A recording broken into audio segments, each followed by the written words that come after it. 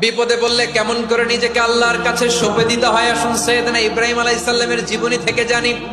হাতে রশি বেঁধে পায়ে রশি বেঁধে আল্লাহর খলিল ইব্রাহিম আলাইহিস সালামকে আগুনের মধ্যে নিক্ষেপ করা হবে। আহা, এটার বলে অগ্নি পরীক্ষা। উনি অগ্নি পরীক্ষার সম্মুখীন হয়েছিলেন। এজন্য কঠিন পরীক্ষাকে আমরা অগ্নি পরীক্ষার সাথে তুলনা করি, ঠিক কিনা? সাইয়েদনা জিবরাইল এসে বললেন, ও আল্লাহর খলিল, ওরা তো আপনার হাতও বেঁধে ফেললো, পাও বেঁধে ফেললো, নড়াচড়ার সুযোগ নাই, বলেন আমি জিবরিল ফেরেশতা আপনার জন্য কি করতে পারি? আল্লাহর খলিল ইব্রাহিম বলেন, ও জিবরাইল, তোমার কাছে আমার কোনো চাওয়া পাওয়া নাই। সুবহানাল্লাহ বলেন। তোমার কাছে বলার কিছু নাই, তোমার সাহায্যের আমার দরকার নাই।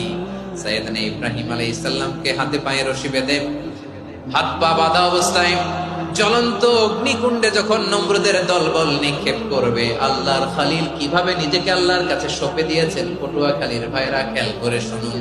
হাত পা বেঁধে আল্লাহর খলিলকে যখন নিক্ষেপ করা হবে, তিনি মুখ ফুটে বলে ফেললেন, হাসবুনাল্লাহু ওয়া নি'মাল ওয়াকিল।